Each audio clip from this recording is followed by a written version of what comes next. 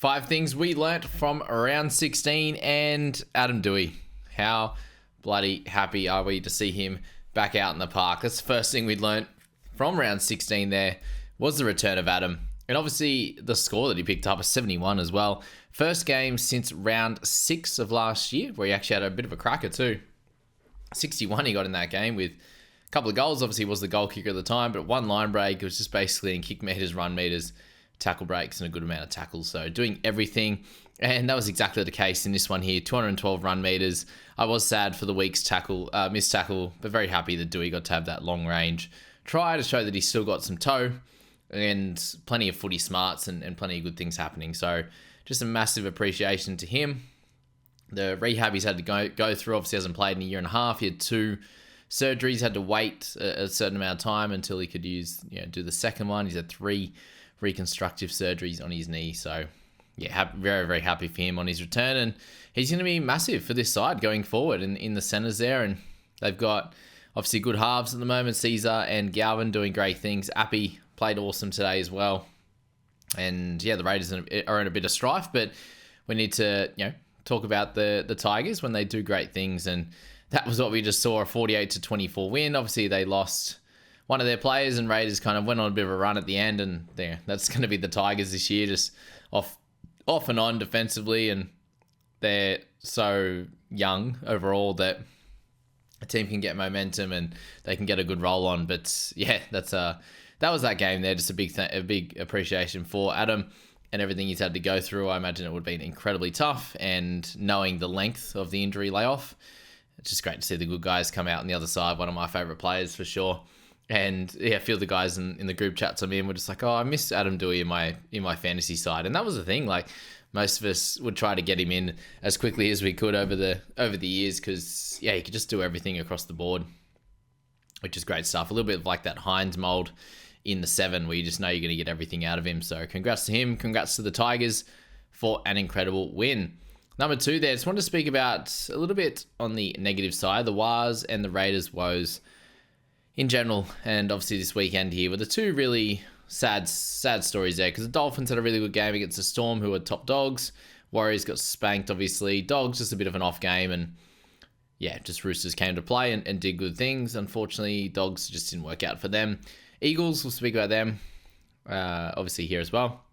And the Raiders there is the big worry there. And the third one we'll speak about Manly without DCE, just what that does to them. But yeah, the Raiders and the Warriors are in a really tough situation. The Raiders were doing good things and playing with a lot of grit, and that has fallen away. Their defense has been shocking in the past 3 to 4 weeks, and it needs to be sorted out, because yeah, otherwise they're going to really go into free fall, and they'll be no chance of making the 8 eventually if this keeps up. So that's just something I want to note and needs to be turned around. Obviously, yeah, the defense is the big one. Attack, they have a little bit of direction, not enough, but I don't think that's enough to really cause them too many issues. It was the errors in there, and then just defensively they haven't fired a shot in the last month. So get back to training, sort of that defense for sure. And the Warriors, it's a little bit of an identity thing. Obviously, we're speaking about SJ and Roger being out of this side, the 2 experienced guys, and they're winning games, and they've come back and they've gone back into that lack of effort, lack of everything. The errors and stuff was just disgusting. So yeah, yesterday obviously just wasn't their day at all by any stretch, but just need to get back and sort that stuff out. It's just all going back to basics. As anytime I speak about these things, obviously in really close games, there's going to be certain moments that are going to stand out. But when you're talking about teams really, really struggling and losing by 60, it is the errors, it is the effort, and it's obviously the momentum as well on that side of it. So yeah, they even in attack, they just haven't got much at the moment. Like a lot of their tries this year have been through Adam Fanua-Blake, and Wade Egan's really fallen off a cliff. So hopefully, him, Johnson, if he's not injured, can get back and sort things out. Like Chan's tried hard, but wasn't able to get too many things going. Tamati Martin in the 7 jersey has been awesome, but since moving back to the 6, like he was solid on the weekend. But yeah, so that's the Warriors' problems and the Raiders' problems there as well. Eagles with DC out, they are a shell of themselves. So you could see if you watched the game last night with DC out, we had Brooks, manning the team, and then Carl Lawton in there as well. And it just wasn't a great situation at all. Like, with Hopewadi being a young fullback, obviously, there's only so much he can do in this side, being led around by Luke Brooks, which he's very much used to in the Tigers, but they just didn't have anything outside of that. And you can just tell here, like, you've got Sipley that's hardly played any minutes this year. You've got Simpkin, who's a backup hooker. Corey Waddell, who ended up playing in prop, had a good game at that, but he's kind of, 100 or so game player, max, up to 100 there. Aaron Schott played in the second row. Ben Trbojevic, who's a youngster as well, and then Nathan Brown, who is on the back end of his career. So, yeah, they're in a bit of strife at the moment. Obviously, missing their origin guys, with Jakey, with Olakau'atu being a big strike weapon along with DCE. They're the two big ones, Olakau'atu and Daly, in that one there, and they just didn't fire a shot. So, DCE is everything to this Manly side, and we'll end up looking at the ladder in a second, which we may as well chuck that up now, just so you can see where Manly are at. And they're sitting in 11th, and without those guys, Olakau'atu and DC, I think and Garrick obviously as well, they're just nowhere near the same team, and like fall off a cliff, nowhere near the same team, not even close.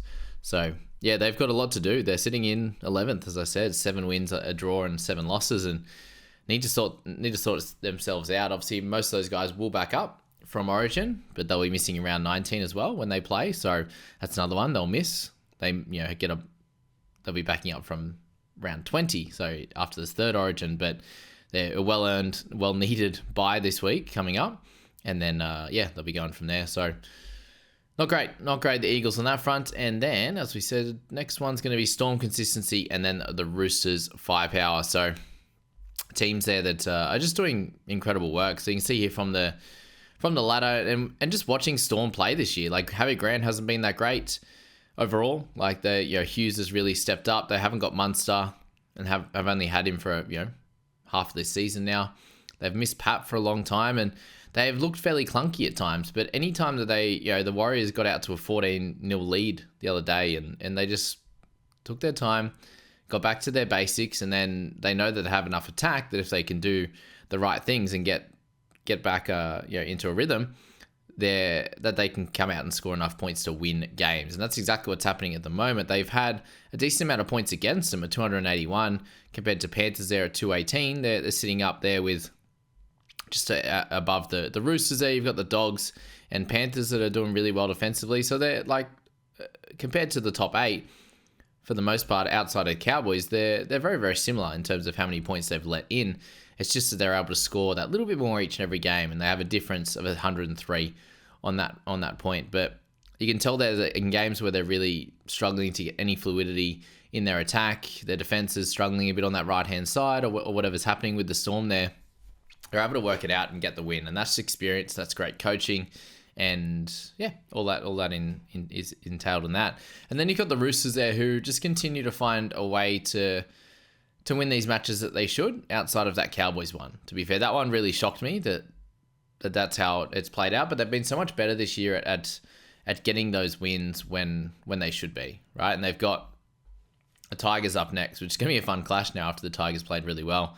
But yeah, they've got so much firepower that, coming up against the Dogs, who have been grinding away wings really easily in the wet, they're able to have some really, really good tries put on by Sam Walker. They've obviously got Kiri, who's had a good season overall.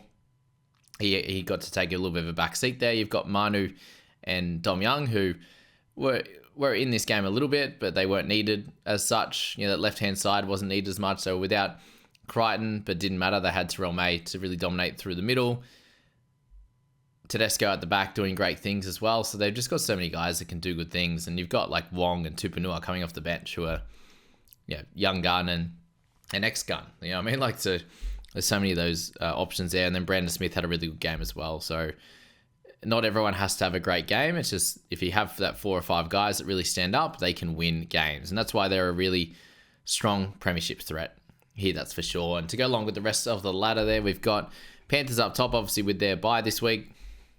They still sit at 24 points along with Sharkies. So a little gap there to Roosters with 20, who are obviously a good sniff of getting higher in this top 4 for sure, the way they're playing. And they're obviously very, very close on the win side of things. Only one behind Panthers and Sharks. They've just had that one less bye than those guys there so far, right? So That's going to be helpful for them. Just get that guaranteed 2 points, 2 more times there.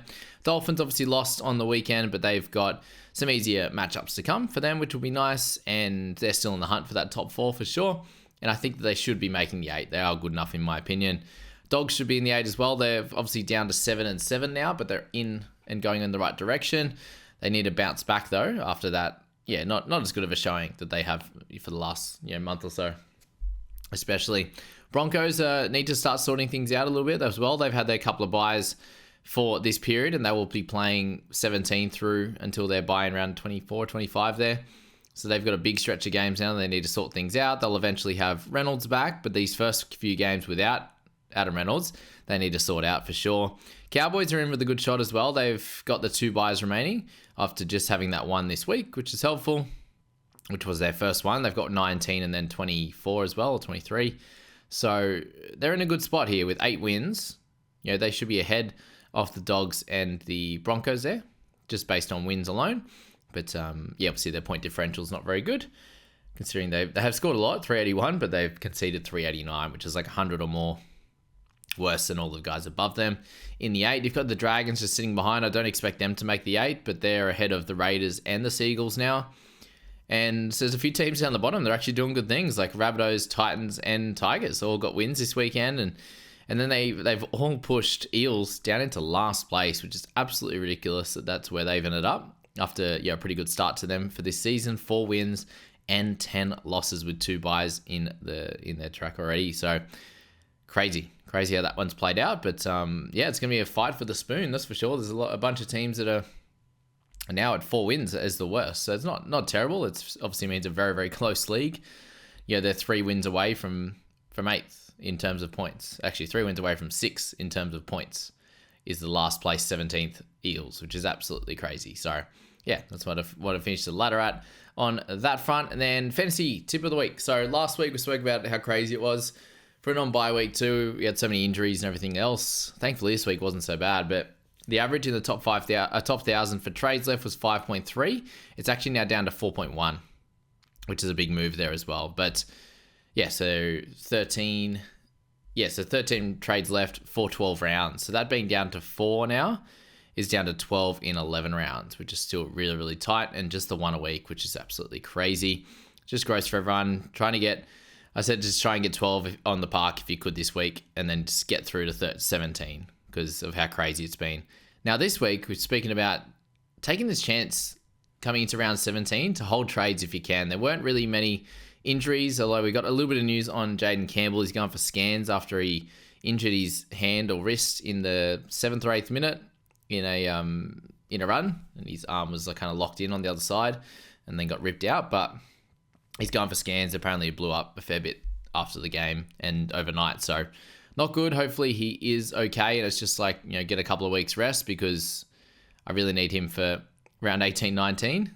Thankfully he's going to bye this week. Hopefully it is okay, and it's just been ligaments or something like that, and he should be okay to come back and play, given he's gone really, really well. And the last thing he's going to want is to give AJ Brimson a chance with Keeney and Foran to get a couple of wins, and he'll find it hard to get back in this side as well. So hopefully he's okay.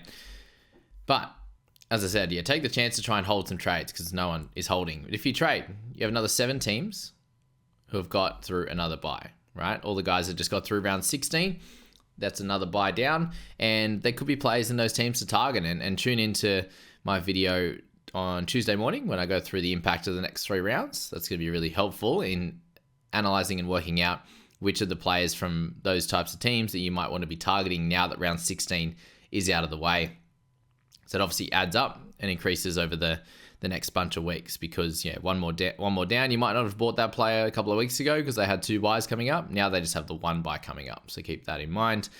As I said, the top 1,000 has an average of 4 trades left, and incredibly about 170 to 175 teams, not exactly sure, it doesn't say exactly, in the top 1,000 have 0 or 1 trade left. Wow, that's all I have to say on that one. Pretty crazy. I personally have moved closer to the top 1,000. I unfortunately, thankfully, they both scored well, but I played Weeks over Galvin, so I think that would have snuck me into the top 1,000. And obviously, guys like Tarpany, Utukamanu all did really, really well. Api Coruscant as well that people were purchasing, so it was hard to go and make massive ranks this week. And it does seem like a lot of people scored well. and do good things. But I'm hoping to continue my charge up the leaderboard. I'm just outside the top 1,000 now, I think, pending updates and whatever else. And hopefully that can continue happening over the next few weeks so we can move down the ranks and keep doing good things. So good luck to you guys. Let me know how many points you're at right now in the comments, pre-updates, and what rank. So points and rank if you got through the end of this. Thanks so much for being here, guys. A nice short one to get you through your Sunday evening. Round 16's in the books. We have 11 rounds remaining. Can't wait to go through all of them with you. And a big thanks to you guys for watching all these videos on a week-to-week basis. Have a good night, guys. See you later.